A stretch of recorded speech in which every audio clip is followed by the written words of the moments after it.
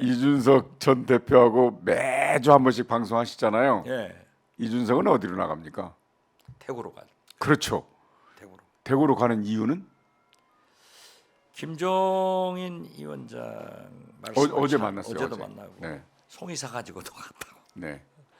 자기가 그래 얘기를 했으니까 내가 알지. 그런데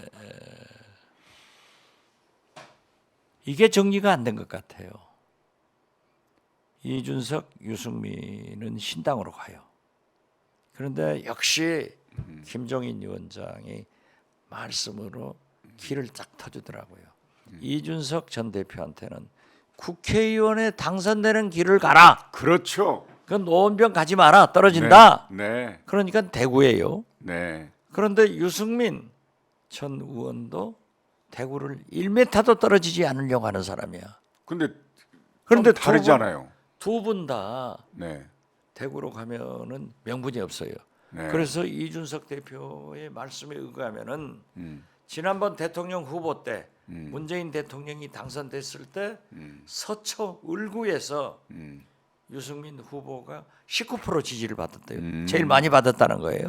그렇기 때문에 그리 갔으면 좋겠다 하는데 아직까지 12월까지는 핍박받는 모습을 계속 연출하면서 제가 말씀한 대로 내년 1, 2, 3월에 신당이 되는데 그때까지 삿바싸움하는 것 같아요. 제가 이제 실장님은 9단이잖아요. 저는 아직 10단. 아니요. 저는 9급 정도 되는데요. 제 생각을 한번 들어보세요. 네. 자, 이준석 무조건 국회의원이 되는 길을 갑니다. 네. 무소속이 됐던 신당이 됐던. 근데 유승민 전 의원하고는 결이 달라요. 특히 이제 외교 안보에 있어서 완전히 다르더라고요. 그리고 갈지 어쩔지는 모르지만 이준석의 꿈이 있다고 저는 생각합니다. 대구로 가는 이유. 영남에 TK에 차기 주자가 없습니다. 차기 주자가 없어요. 근데 TK는 보수의 본산이라고들 합니다. 차기 주자 홍준표 시장. 자, 그런데 그거는 이제 그렇고, 자, 다음 대통령 선거 때 이준석 전 대표의 나이가 40이 넘습니다.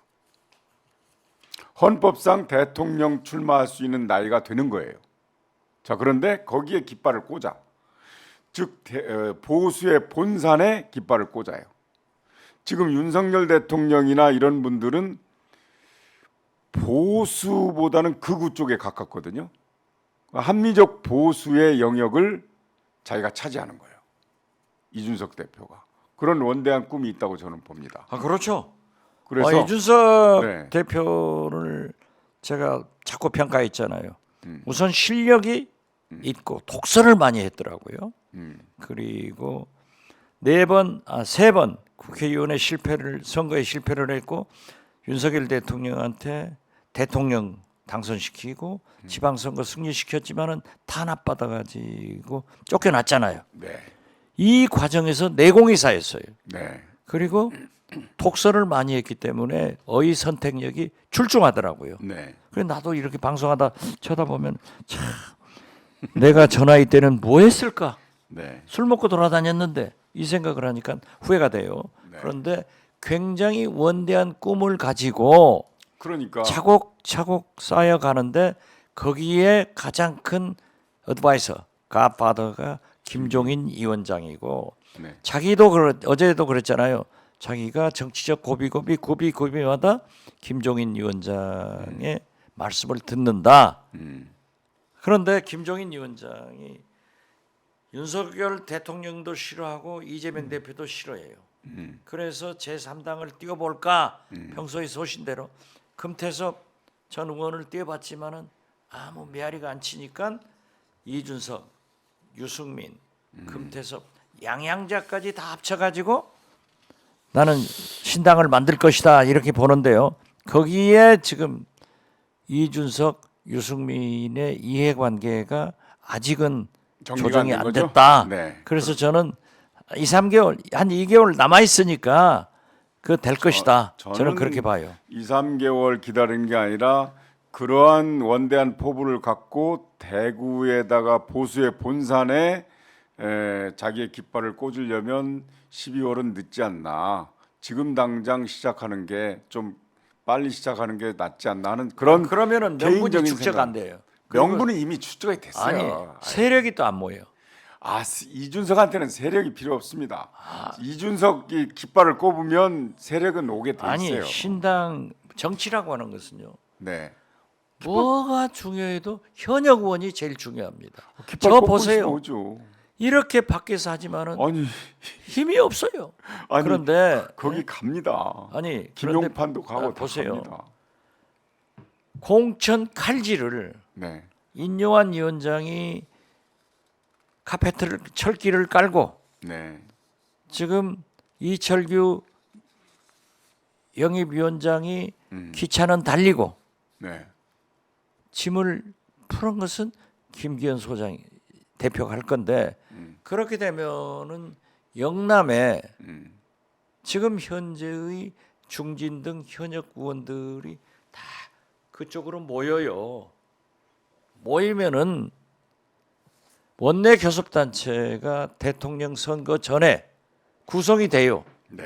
그러면은 만약 신당이 원내 의석이 없으면은 뭐 몇십 개 당이 몇 개 당이 나오면은 기호가 무슨 뭐 7번 8번 내려가지만은 원내 교섭단체를 구성하면은 3번이 되는 거예요.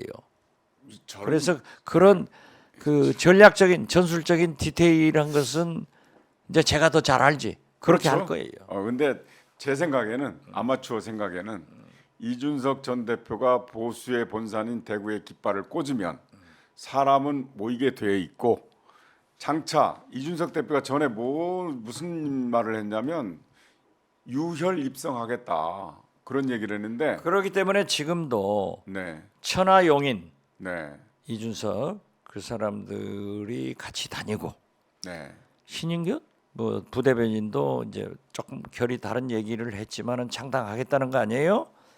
그렇지만은 정치는 새가 있어야 됩니다. 그걸 이준석, 유승민이 너무나 잘 알기 때문에 저는 타협해서 조금 제가 오버한다고 하면은 이준석 당 대표, 네.